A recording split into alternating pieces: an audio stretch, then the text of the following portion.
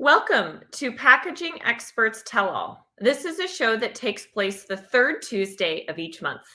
The purpose of our show is to provide stories, examples, and tips to help you buy packaging better. I'm your host, Sarah Scudder. I run marketing for Real Sourcing Network. We help companies make their packaging more sustainable. Each show, I pick a different packaging-related topic. Today, we're going to talk about luxury packaging. And this was actually a topic that we had some people submit as a request. So people who have been regular attendees of the show, and they said they had a strong interest in this topic. So I figured it was important enough that we dedicate an entire episode to it. Our panelists have spent years in the packaging industry as buyers, consultants, and manufacturers. To kick us off today, please share in the comments where in the world you are joining us from today. We'd also love to hear your packaging comments and questions throughout the entire show. Avelio, I'm going to go ahead and kick off the introductions with you today. So would like to have you introduce yourself, share a 2021 accomplishment that you are most proud of. So we'll start with those two things. Awesome. Well, thanks, Sarah. I appreciate you having me on here. It's great to speak with everyone. And, so like you said, my name is Avelio Matos. I host Package Design Unboxed. I've been collaborating with global luxury brands for the last 15 years. And I guess like one of the things that I'm really proud of for this last year has been that after 15 years in luxury packaging, I finally had the guts to enter the Pent Awards competition in London. It's a really exclusive packaging design competition, and it was a pack that I designed in collaboration with James Cropper out of London, factory direct packaging company called idpdirect.com. And what we designed was this packaging for Walpole, and it was called the Future of Sustainable Luxury E-commerce Packaging. Like this crazy box, and it was made out of like paper cups, and it just like had a completely sustainable story, and the material was beautiful, the processing was beautiful, there's no inks, no glues, and basically we won a silver together on this first entry, which was amazing. So it was pretty spectacular. It was only second to, I guess, all the relationships that I've been able to build from that one particular project. So that's what I've been really excited about for 2021. Not to mention launching a podcast and meeting Corey Connors and being on your show. Avelio, why don't you take a minute or so and tell us about your podcast as well, since we have lots of packaging enthusiasts that are regular attendees of this show. Yeah, absolutely. So it's called Package Design Unboxed. And hey, Christine Ray, I'm in Scottsdale too. So it's Package Design Unboxed. And what I do is I really break down just the entire design process. We get into materials, sustainability. I've had everybody on from Tom Zaki, founder of TerraCycle and Loop, Brandy Parker, who Corey just had on his show, from Pearl Fisher. I got into with the Pearl Fisher team about like the McDonald's rebrand and going into everything that went into that. And it's really the goal of the podcast is for listeners to be able to walk away with actionable items to improve either their package design, their buying capabilities, right? So it's also for buyers. We want buyers to be able to know the right questions to ask. And it isn't a matter of not trusting your suppliers, but being able to ask smarter questions and understand the answers that you're getting from them. So when a supplier says, this material is 100% recyclable, and here's all the data sheets to support that, buyers typically go, oh, okay, I trust you. Thanks for the data sheet. But as an example I give on the show has been, there was a box that I did an unboxing of, and it was craft paper, and it had a soft touch lamination over the top of it. And the two materials had a claim that they were both recyclable, and they had all the data to prove it. Well, if you dig deep enough, and the brand sent me, here's the data sheet that we got, here's why we bought it. And when you go through the data sheet, the testing was actually done, I believe in Hungary or Turkey, and where the material was produced. Well, there, it's all incinerated and turned into energy. So yeah, you can put anything, you can grab anything, a computer, laptop, throw it in there, and gets incinerated. It's getting recycled. It's getting recycled, but it's not what consumers expect, and it wasn't what the brand expected either. Which was like, well, we didn't look into that, and you can't expect brands to do that because buyers have other things to do than just focus on that. There's a matter of trust. So it's just helping them ask better questions and look into the information a lot deeper. So it's been great. Well, thank you so much for being on the show. And I encourage all of our listeners today to check out your podcast and go find some of the old recordings as well. Thank you. Tim, you are up next. Would love to have you introduce yourself and tell us a 2021 accomplishment that you are most proud of. Okay. Tim Majors, President, AccuFlex Packaging. I've been involved in traditional flexible packaging wide web companies for 34 years now. But about 2 years ago, with a 41-year veteran of commercial printing, we put together a business plan and started up a brand new standalone business under the AccuLink umbrella called AccuFlex Packaging that is really built around the digital printing on an HP 20,000 for short to medium-sized flexible packaging runs, quick turnaround, and a real focus on recyclable materials and biocompostable films as well. It's not everything we do, but those are the areas we've tried to focus a lot of our energies on and have had some success with as well. I guess in terms of 2021 and accomplishments, just the other day we were looking through, we've been up and operational commercially now for only 16 months. And in 2021, we actually have sold to 39 customers through the end of September. And 10 of those, which roughly 26%, 10 of those, though, were launches of brand new products into the market. And 8 of those 10 were actually startup companies, much like myself, that were launching their first products into the marketplace. So, we feel pretty good about that. We've supported 8 people in their startups, and there's a couple others that have taken packages that used to be in a corrugate or a carton and have gone into flexible packaging due to what we've been able to help them with. So.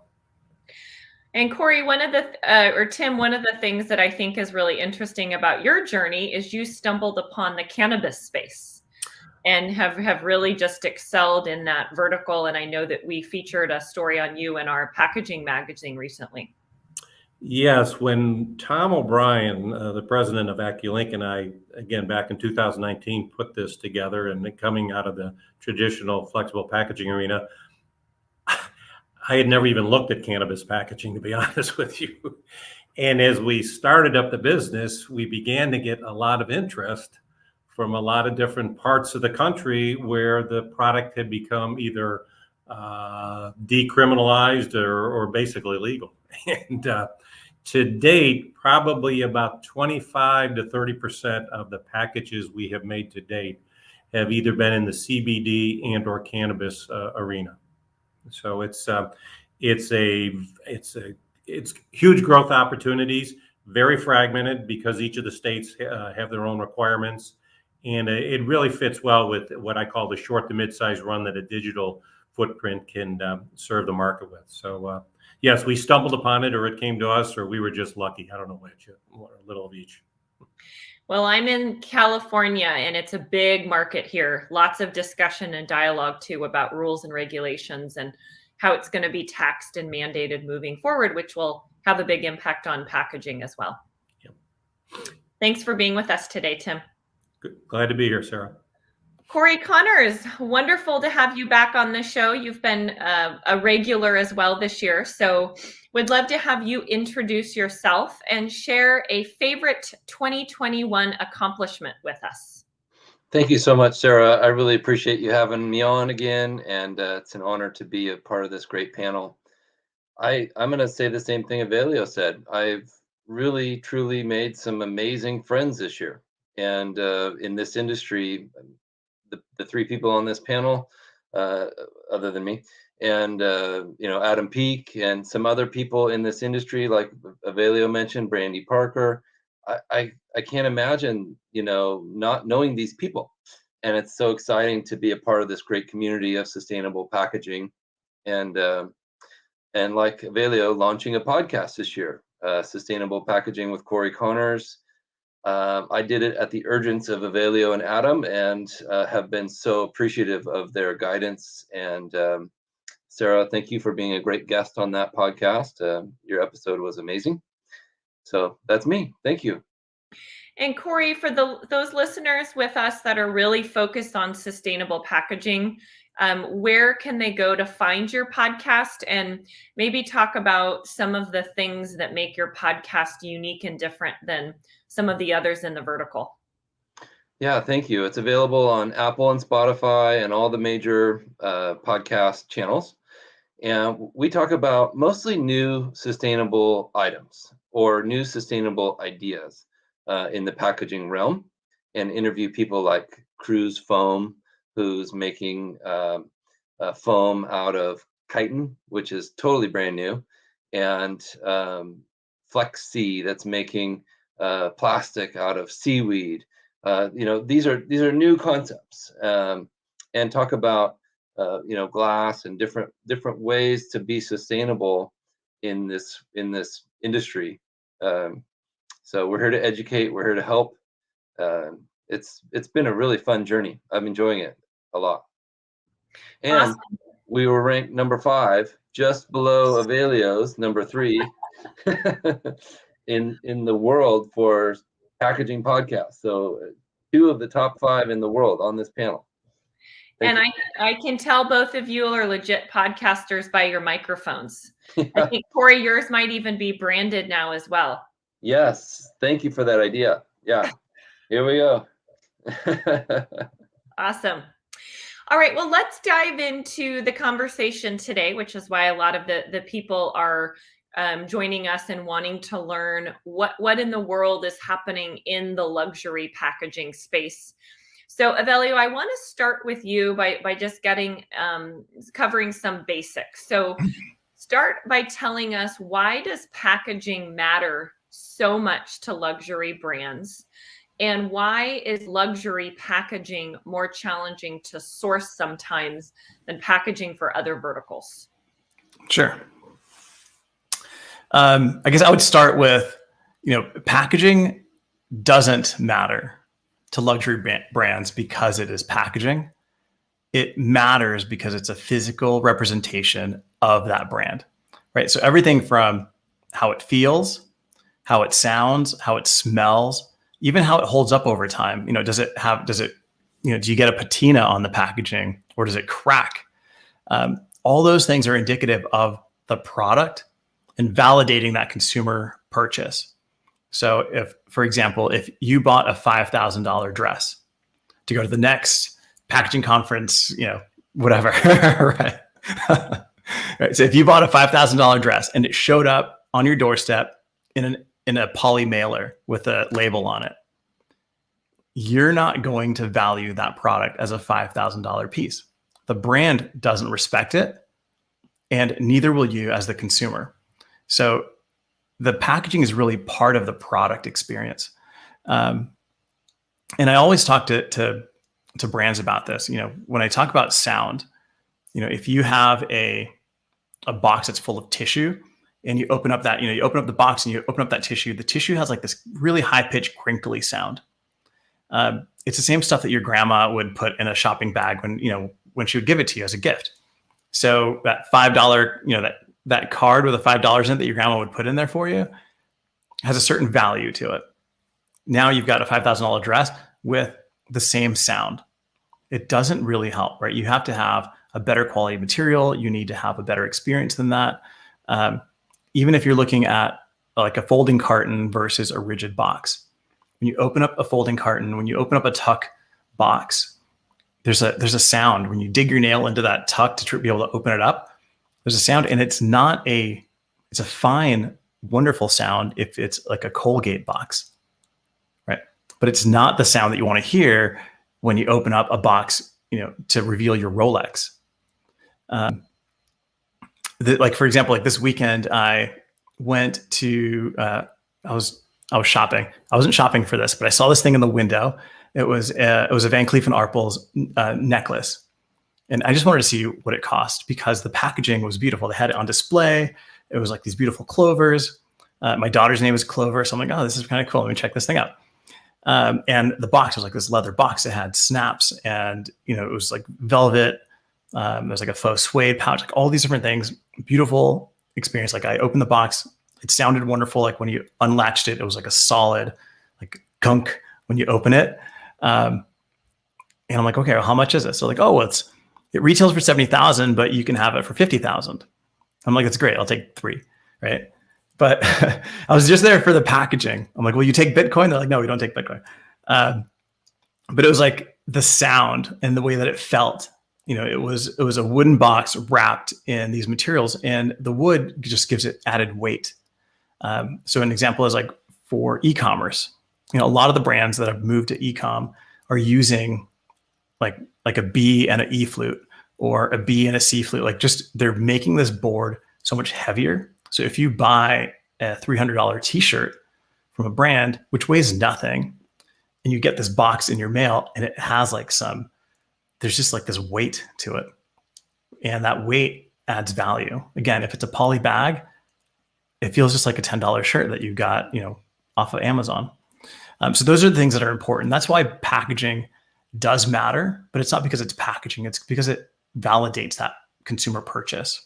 And all of those things, everything from scent, you know, is your warehouse clean? Are you using, you know, is it the same warehouse where your trucks come in and they, you know, the exhaust goes into the warehouse, and then when the packaging leaves, it has that smell to it? Because if it does, it's devaluing the product.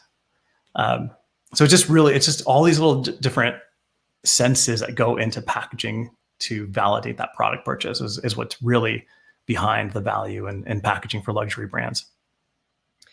Is there a brand that's impressed, a luxury brand that's impressed you this year with their packaging that's really stood out compared to other brands in the space?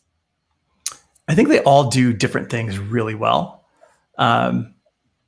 I know there's Bulgari, and like for their box, they do a really beautiful laser cut texture on the top of their rigid boxes. That's really beautiful. The rest of it, there were things that could have been improved, but I really look at the experience. So when I open a box, and this is exactly what I sit across from a client, and I'll take their boxes out and I'll hold it and I'll show, all right, if I open the box, you know, and I lift the lid away from me, that's bringing the product towards me, right? It's like you're hugging that product, which is great. There are other boxes where they'll have a lid that goes back, and maybe the front, maybe there's an insert that comes towards you. And then when that happens, you have to push the product away from you, right? And it's all these little actions that matter. So like the Bulgari one had a great texture because you open it up and then you feel it, and it pulls you in. It shows craftsmanship. It shows quality. Dior had a really nice box with, you know, they got a beautiful ribbon. They've got these little hang tags that are steel, and they're heavy. Again, it's not like a little paper hang tag. It's a big, heavy, you know, steel hang tag, which is really beautiful. But like maybe the corrugate insert in there wasn't the greatest. But you have to look at it from a distribution standpoint. Like how easy is it to pop those up? You know, what kind of damage is that doing to the actual box? What kind of damage is it doing to the shipper? So there's a lot of those different things. And I think with luxury, one of the biggest issues that they deal with is the number of SKUs that they have, and trying to accommodate 10 different box sizes in maybe 3 different e-com boxes. And then you've got like 20 different combinations of inserts, and they don't always work really well. So that's a big conversation point. I would say like one thing that I have seen that has been amazing is my friend Vincent Villager, who I did have on my podcast. He was the former creative director of packaging for Burberry. He just redesigned the packaging for a company called Hotel Chocolat. Mm-hmm. And the packaging for that is amazing. Like it's folding board, but the overall pattern that he's had molded into the board is amazing because it's just these scalloped shapes, and you look at it and it doesn't look like paper. And there's no graphics. It's just a logo, but it's what he's done with the paper. That's amazing. So I'd say that's my most impressive piece that I've seen. Very cool. I wish we had an example of that to share. So, Tim, you do a lot in the flexible packaging space. Tell me about how luxury brands, if at all, are using luxury packaging, and if and when they should be considering it. Well, luxury brands, to be honest with all our participants, many times look at a flexible packaging as a lower cost packaging option. They feel FlexPack just doesn't convey the image of luxury that they're trying to convey to the market. But you can do things in the flexible packaging arena through the use of foil, metallics, or graphics that helps to make the package stand out in a unique way. And then tie that, whether you tie it into specific holiday seasons or you personalize it in ways, but ways that sets the package apart from maybe other options that are out there in the marketplace. Whether the product is really a luxurious product or it's the same old product that you used to sell, but the package now looks somewhat unique and more luxurious, it does give that image and that sensation to the consumer that, there's something special about it. And if you can bear with me, I do have an example to show you. This is a little company. It's not in the market yet. I'll probably get shot for showing you this, but please don't. This is a company that will be starting up at the very end of this year, early next year, and they've got a chocolate bar that they're coming to market with. And I'm going to hold up here 2 of these samples of the chocolate bar. And what's unique about this package, flexible packaging package that we made, is one, the name of the chocolate, which you'll see in a second. But in the background of these 2 packages is the constellation in the sky. But through the use of the HP digital press, the image on every one of these packages is a different shot of the constellation. In other words, no 2 packages are the same. So I'm not going to show you a lot of them, but I will show you 2. And I hope you can see this. So the left one's going to be different than the right one because the way the HP digital press, it takes that huge constellation file and then maps it differently for every one of the packages that we printed for this launch. So I think that's neat. I think it's cool. Whether chocolate's a luxurious product or not, it to some people it is. But anyway, I just think that's, again, a flexible packaging application that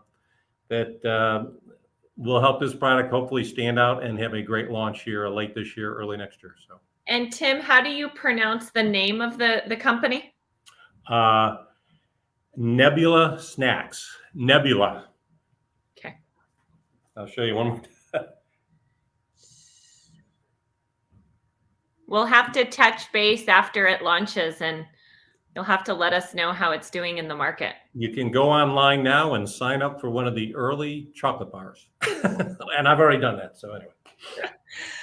Awesome, Tim. Thanks for the show and tell. So Corey, one of the challenges that I think people are experiencing just in any vertical, but in particular in luxury, is how to create that experience that Evelo described and talked about, but also make it sustainable, right? So talk to me about why sustainability has been such a challenge for luxury brands. And then I'd like you to highlight or talk about some of the things that you've seen brands do this year in particular to help make their packaging more sustainable. Yeah, great question. Evalio is the genius when it comes to luxury packaging. That's why I immediately thought of him for this panel. And I've learned a lot from him.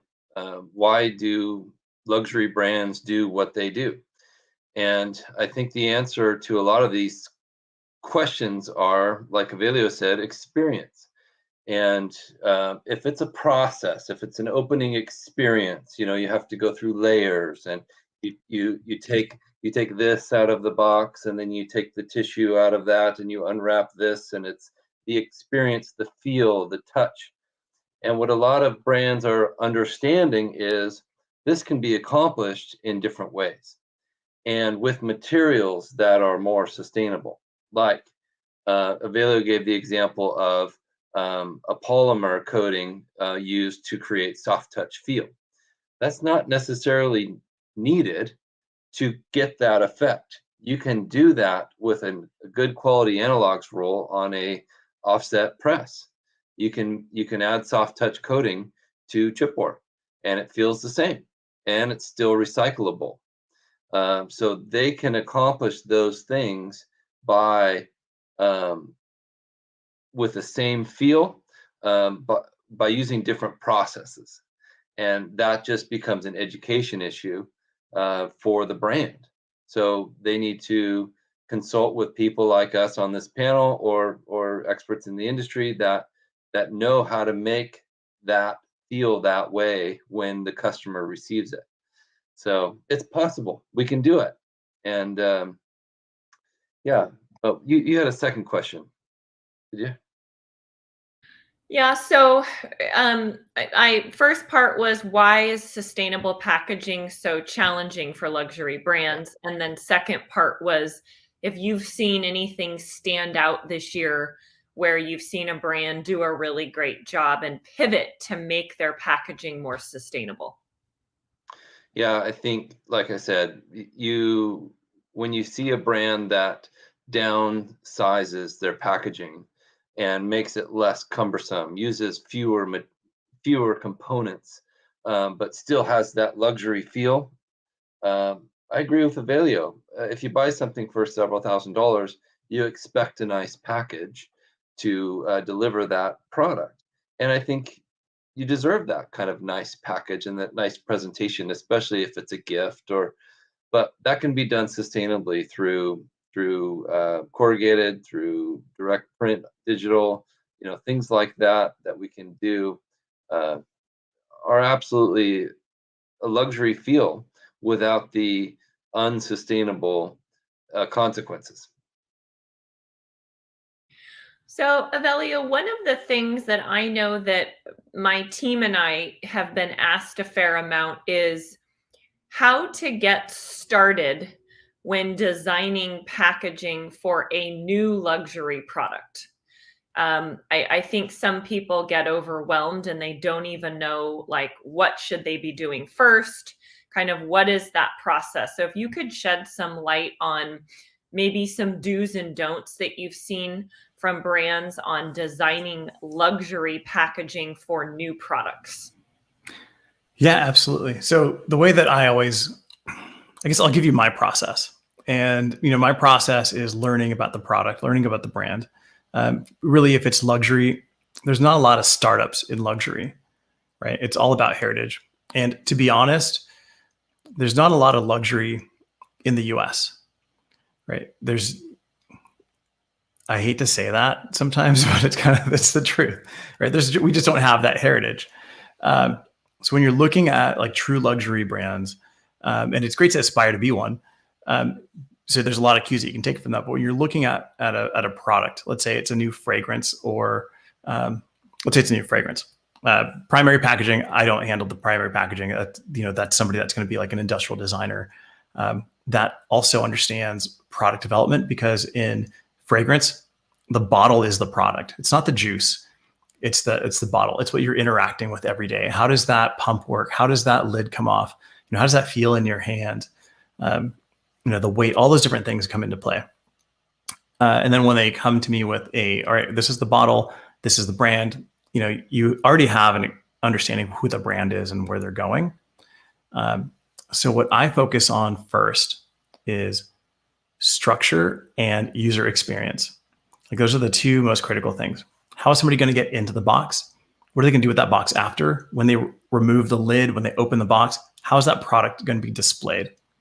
Is it going to be displayed to the consumer? Is it something that can be done where they can display it on shelf? Does it have a dual purpose? And really focusing on that experience is the critical part. Once you design what that experience is going to be, then from there it's, all right, let's look at the size. How many of these are you shipping? How many of these are you moving? How many of these are you storing? How many of these are going to each different distributor, retailer? What's your shelf space? And from that, you really want to either minimize or maximize the space. So if you can fit 10 on your given shelf, but if we adjust it by 1/4 of an inch or 2-3 millimeters here and there, and you can now fit 12, let's do that, right? Let's look at those sizes. And I don't get into materials or visual or production until we've kind of narrowed down what that structure is and what that experience is going to be. Because any structure can be made out of pretty much any material these days. We can either make it out of folding carton, we can make it out of rigid board, there's corrugate, so many different options that it doesn't really matter anymore. It's like, let's focus on what that experience is. Then let's look at what do you want to communicate. Now, if it's, if it is luxury, then we're probably looking at rigid board. Is it going to be a 1 mil board, a 2 mil board? Are we talking, 1,000 GSM, 1,200 GSM? Because each of those is going to have a little bit of different hand feel. Are we going to do like a beveled corner, a 90-degree corner? All those different things in the structure, again, communicate quality and just that luxury feel, that craftsmanship. So that's where I really focus. Then we get into materials. What is it? How important is sustainability to the brand? And today it's really important to every brand. So can we get something that's got a high level of recycled content in there? Is it FSC certified? Where's this recycled content coming from? I had a conversation with Chris from Mohawk Paper last year, and we were talking about hemp paper. And hemp, for like US brands, like the hemp paper doesn't come from hemp here in the US, even though there's a ton, the cannabis industry is blowing up and there's tons of hemp everywhere. Hemp doesn't come from the US. Hemp has to be imported because we don't have the infrastructure to process hemp in the US to then turn it into paper. So even though you might feel that hemp is a good solution for you today because it is sustainable and it has this great story, you have to think about your carbon footprint. Does it make sense to bring hemp from Europe into the US, then turn it into paper and sell it as a hemp solution? Right, but you have to start somewhere, and so it totally makes sense. But just all these different things that we have to consider is how big is that carbon footprint? What does that look like? Where are we producing this? So I work with the team at IDP Direct, like on that Walpole box, and with that, it was like they made samples, they took photos, we did all these different things in the process that we could share with the client and go through the approval process digitally versus having to ship things back and forth. We sent swatches of paper to each other, and then in that, I think I might have a box sample here that I'll grab in a second. But it's all about like just that experience.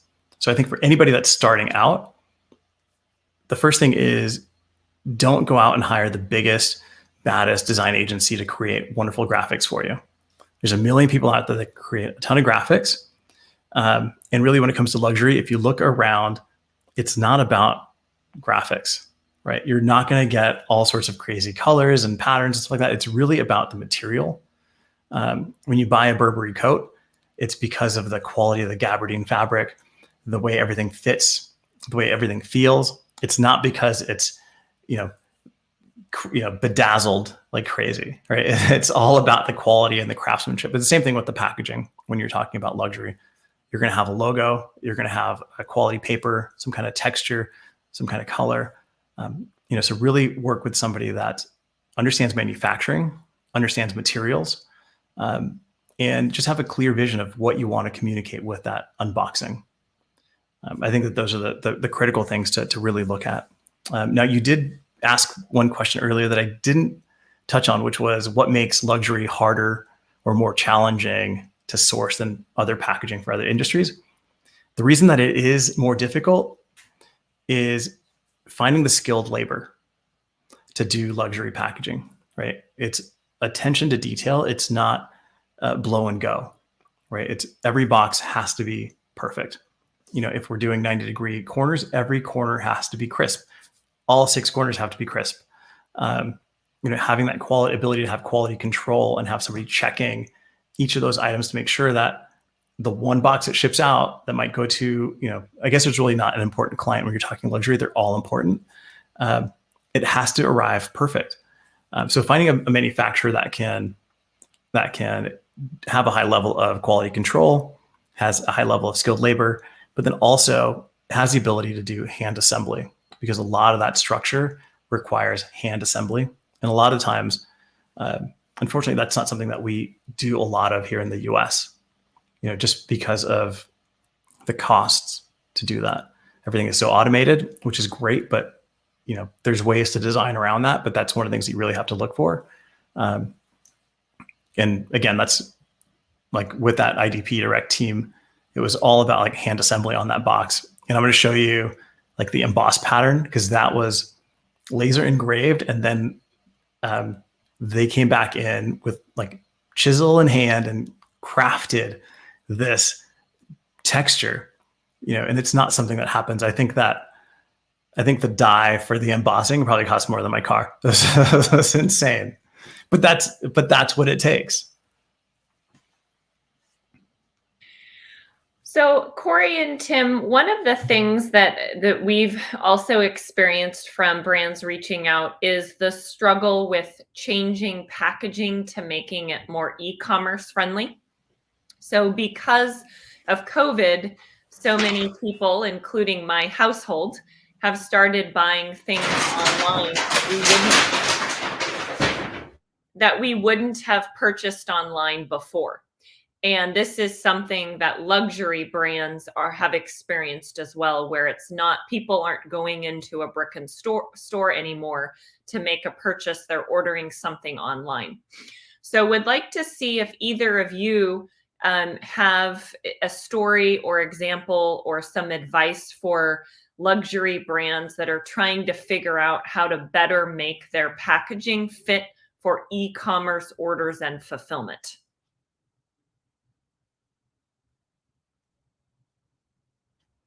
Yeah, Tim, you don't mind if I go? No, I was hoping you would go first so I could think. Great question, and absolutely a critical part of what's going on with packaging right now is, like you said, the change of direct to consumer. And what we're seeing is what we call at Landsberg Aurora, it's the promise of what's inside. So you make minimal print on the outside of the box, and then when you open it up, it's this beautiful artwork on the inside of the corrugated, or like Avelio will say, a setup box, something like this, where it's just it's an experience. It's a visually a pleasing experience. And we're also seeing people using stock packaging, like single-face corrugated, and things like that in really unique ways. This is called FlexiHex. And we're seeing very high-end brands use this stock item for their spirits packaging, and then making the outside box beautiful. And I did a drop test on my TikTok page where I dropped this from 11 feet up, and it survived. So this stuff is amazing, and it replaces all kinds of unsustainable options, or less sustainable options, I should say. So hopefully those are some good ideas for you. And Tim, maybe one of the things that you could address is the whole concern around freight. So freight costs have really increased this year, and luxury brands in particular, if they're shipping things that are heavy, that can really, really increase the cost.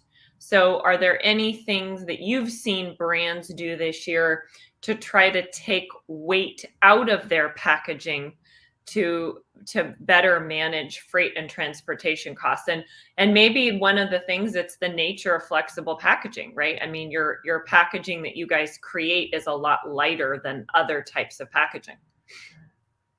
Yes, and that's, I guess, one of the things we've tried in the flexible packaging arena itself for years is the lower weight of a flexible packaging versus a corrugate or a carton.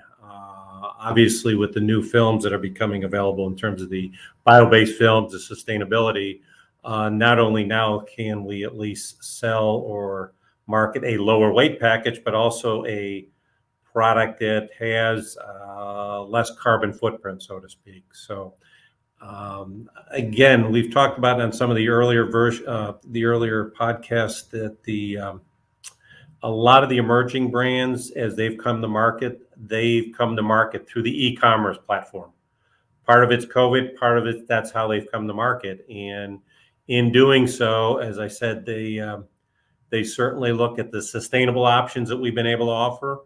And, whether they're considering that versus the freight cost, or I think it's more, they just want to be more good stewards of the planet, I guess is how I'd say it. They've got a brand, that's their philosophy. I will tell you, in all honest to God truth, the sustainable films are more expensive, but they truly believe in what they're doing and the product they're bringing to market, and they want to do it in a way that does not end up polluting the environment. So again, the work in the sustainable film area just continues to evolve. And I guess the one thing I'd like to say now, a lot of that development over the last few months seems to have, it's still there, but it seems to have slowed down because there is a supply issue out in the marketplace right now with a lot of materials. And as a result, a lot of the development work that some of these companies were doing is just slowed down, or it's taking much longer.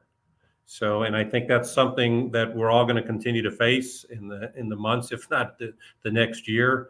But as I said, I just feel some of the great developmental work that has been happening over the last year that I've been involved in this end of the business is slowing down a little bit because some of the supply issues out in the marketplace.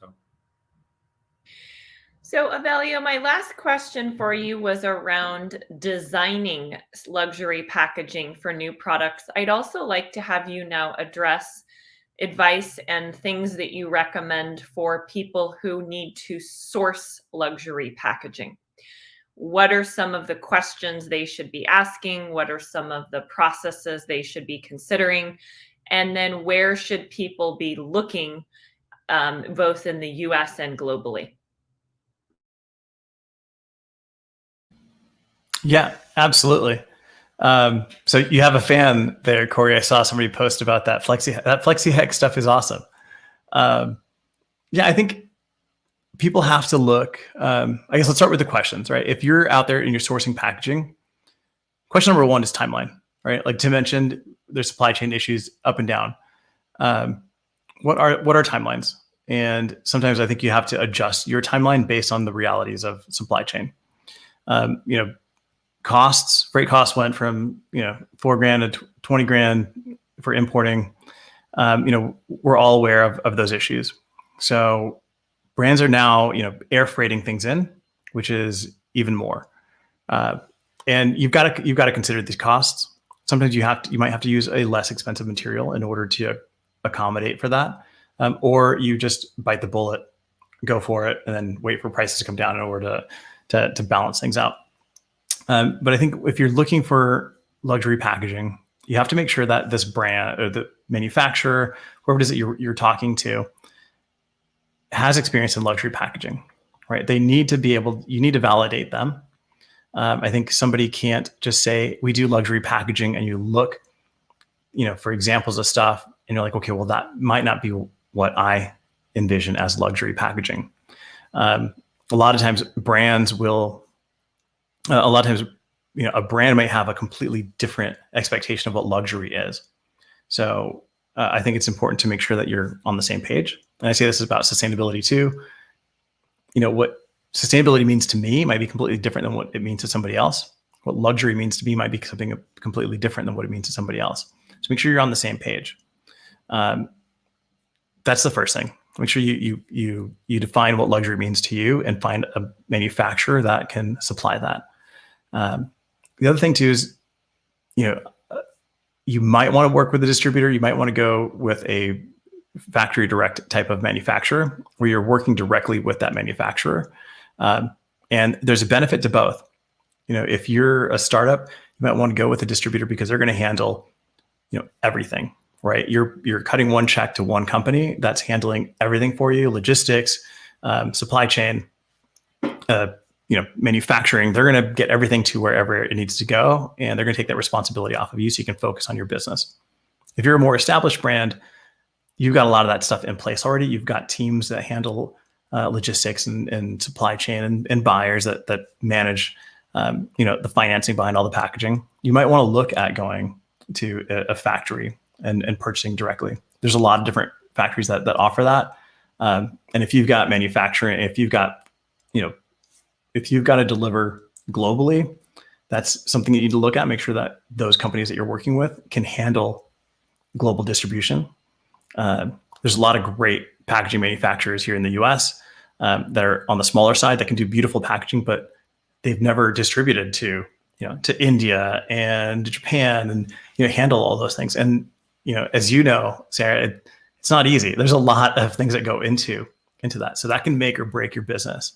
So it's really a lot less about packaging, and it's more about logistics and qualifying these vendors and making sure that the brands that you aspire to be, or the brands that are on the same level as you, are being produced at that particular manufacturer. You don't want to be the first luxury brand that this manufacturer handles, right? It's great for them, but it's going to suck for you when they don't know how to fold a box properly or wrap a box properly, or your magnets are showing, or like all these different things that can happen that you realize when it arrives. But because of the supply chain issues, like Tim mentioned, timeline's the biggest question to ask up front. And I think the second follow-up to that is going to be, just qualifying them and making sure that you're on the same page. Corey, what do you have to add to brands that are sourcing luxury packaging? What should they be asking from a sustainability perspective? Yeah, great question. I think it's a lot about the source, and not the supplier. That's different. The source. Where did the paper come from? Where did the material come from? Is it like Avelio said? Are you shipping it all the way across the world, and then shipping it back, and then shipping it to a third place? It's sustainability is a big picture issue, in my opinion. It's not just using a high level of post-consumer recycled material in your poly bag. That's great. That's a good start, right? But let's look at, we hear people on, Avelio and I are often on Clubhouse, and we hear people talking about, oh, well, we put apple seeds in our poly bags and you can send them back to India if you don't need them. And it's like, come on, let's be realistic here. What are you really doing? Look at all of the system. So in my opinion, buy locally if you can. If you can find a source locally that can make packaging that is up to your level, that'd be great. And if you can't, then work with a great company that can source that product for you as close to you as possible. And then consolidate that freight into one truck. There's things that can be done that are more sustainable. Lowering your carbon footprint by lesser diesel emissions for the truck, or fewer shipments, things like that. We developed this box for a customer, and it folds flat. It ships flat from production. So when it comes out, it's totally flat. When you get it, you pop it open, and it's ready to go. And that, imagine how much freight that saved from import, because it was an import item. Like Avelio said, a lot of domestic manufacturers don't have the capability to do magnets and hand assembly. So this has magnets in it and hand assembly. So there are wonderful options now with packaging that make it so you can ship it flat, pop it open when you receive it, and all of a sudden you've got a beautiful box. So Tim, we had a question come in from the audience from Susan Utterback. I'm going to throw this over to you first. It's regarding hemp paper manufacturing. How soon in the future do you see this of being available domestically? I believe there is a company up in Wisconsin that is already selling hemp-based paper. And I think it was touched on earlier. The fibers from hemp don't work well on the older paper making machines, from what I understand. And there is a company up in Wisconsin that the name's going to escape me, but there's a lot of mills up in Wisconsin that is actually marketing today hemp-based paper. So I think there is a source today as we speak. So we've got about 10 minutes left. So Corey, I have a question for you, and then I want to have Avelio share some of his predictions about changes and things he's thinking that are going to be taking place in luxury packaging space moving forward. So Corey, one of the things that I've heard more talk of and people mentioning to me personally is about this idea of reusable packaging. How can we create packaging that people can actually reuse and not have to throw away or recycle?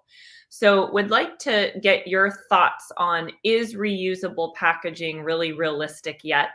And if so, what are some of the things that you're seeing companies do to be able to create and source reusable packaging? Yes, absolutely. Great question. I think, like most things in packaging, our friends in Europe are way ahead of us. And they are making things that are refillable. I kind of go to the soap and the cleaning products and things like that, because that seems to be the first people to be using that. You know, deodorants. Loop is one of the leaders in this. They've created a deodorant canister made out of aluminum, and then all they need to ship you in the future is the insert. So that's an incredible advancement. And if you think about that long term, the amount of packaging that won't need to be created if consumers will actually use these products, and I think it will take some adoption and some education, it's massive. I also like the idea of parent packaging, like Blue Land, where they send you a glass dispenser, and then in the future, for the rest of the time, all they have to send you are small compressed pellets, essentially, of concentrate. And to me, I know that's not luxury, but to me, it's high-end feel. It's a heavy-duty glass container that will last for years, and it looks beautiful on your countertop. So to me, that's where I went when I heard that question. In my mind, I love the idea of a one-time shipment and stop shipping water to each other. It just seems like a silly idea. In all honesty, why are we doing this still? Ship the concentrate, let us fill it up. It's going to work, even if we're using our old plastic, dispenser pump. It can work in perpetuity. Thank you. Corey, you mentioned water. So I was at Whole Foods on Sunday afternoon, and there was a massive line in the water aisle, and I wasn't sure why. So I walked down the aisle to check it out, and they have, and I'm not familiar with this program, but they all have these big blue containers, and people were standing in line. Whole Foods has 2 water machines, and you bring your empty container, you fill up your container, and then you pay for the water. And I thought that was kind of an interesting example of reusing something without having to continue to have a new container each time you get more water. Great idea. I've heard that used for wine. I interviewed a friend of mine, Barry Salt, on my podcast, and he said in Europe, you take your keg and you go to the vineyard and they fill it up and then you take it back home, and that's your wine for the month or the week or a few days. I'm not judging, but yeah, it's possible. We can do this. We can have reusable, sustainable packaging. And I see that Mike Barg with us is in the audience. He has a really cool startup in the packaging space using reusable packaging for apparel brands. So if you're in apparel or other verticals and want to check out what he's doing, I flashed his name on the screen and his note there, but him and I spoke a few weeks ago and he's doing some really cool things. So definitely reach out to him if you'd like to know more. And Corey, he might be somebody that would be a good guest to be on your podcast. So Avelio, I'd like to have you close us out in our last 5 minutes to talk about what you predict are going to be the biggest changes in luxury packaging in the next year or so. Yeah, if we go ahead and disregard supply chain issues and just focus on design, then I think it's coming down to texture. I did share a link to Vincent's Hotel Chocolat's packaging. You'll see that it's all about like these undulating features that are also then shown when you buy their products. Like if you buy their cups, if you buy that shape, that texture is displayed throughout the brand. So I think it's a lot about texture. And I pulled some samples here. I don't have my Walpole box with the overall texture on the inside, but again, it's about material. I think the biggest trends are going to come down to material. So like this is a paper from James Cropper that is made from coffee cups, material that was previously not recyclable. They've found a way to remove the poly liner on the inside of coffee cups. They incinerate that poly liner to power, essentially create power to help produce the paper. Coffee cups have really strong fibers in them, and it makes a beautiful paper. So like this is the box that we did for them. This is the second box that we did for them. And like on this texture here, like this chisel emboss, and there's details within that. It's really about the details. Like how can we communicate luxury in these small little spaces with these small little touches? Again, like this molten brown has a really, really fine texture, and it's a really deep embossed pattern. Like you can hear that. You can feel it. And this box here has no magnets. So it actually has this patented paper tab.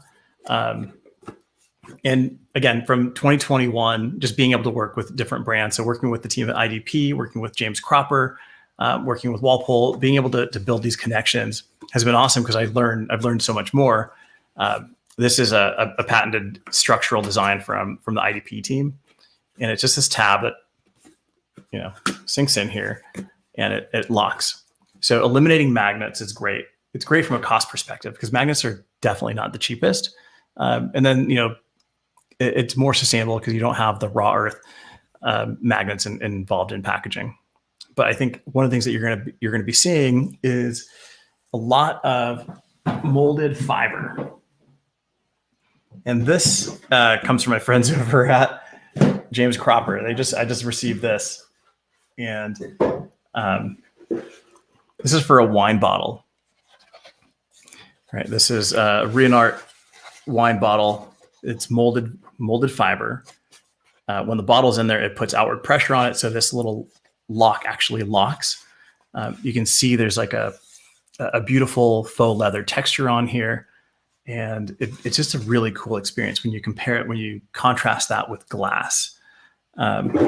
So seeing some of these different things and these different shapes and these different colors that you're able to do, I think we're going to see some of this stuff going into fragrance, where you open up a box and then you see this, like the exact replica of the bottle and the textures and everything, but in paper, and that becomes the insert, right? And then you open it up and you've got like this cool display, and the bottle sits here, for example. So I think we're going to be seeing a lot more of that. Looking at new materials, like Corey mentioned, like there's so many different materials out there today. Like let's find something innovative from maybe a different industry. Molded fiber was always great for egg cartons and speakers. Let's bring that into luxury. Let's make something really cool. And these guys are doing some really amazing stuff with color. So let's bring color into mold. It doesn't have to be that ugly brownish gray color that your eggs come in. right? We can do something really beautiful and just have it be paper. Same thing with like that molten brown box. It's just that's actually, I think, a black paper that's printed brown. So it's all about color. It's all about texture. It's all about the materials. So I think we're going to see a real big focus on materials over this next year, and really focusing on just the quality of that material versus, new graphics, new processes. It's all about material and people that can actually produce that. One thing to Corey's point on, or to your earlier point on reusability, reusable packaging. In luxury, there's a word that sucks. It's called keepsake packaging, right? Brands want their packaging to be keepsake, but how many boxes can you actually keep before you have to start throwing things away, right? So you have to really think about that. Brands are like, oh, my brand is so valuable. It's so luxurious. People want to keep my boxes, my bags. They do, but not at the expense of space. So really consider your packaging as it's going to be in a landfill. On a long enough timeline, your packaging is going to the landfill. So let's make sure that it's designed in a way that can be easily recycled, or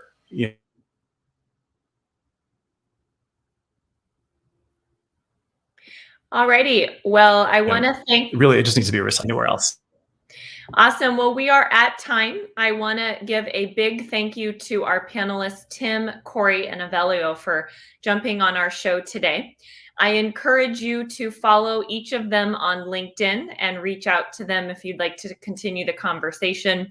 Avelio and Corey both had podcasts. Highly recommend checking out both of their shows as well. And this is actually going to be our last packaging show of the year. So it's been a pleasure hosting and producing the show in 2021. We've had some great guests and great conversations. You can follow my hashtag Scudder Says to get regular packaging industry updates on LinkedIn. And with that, I want to wish everyone a wonderful afternoon or evening.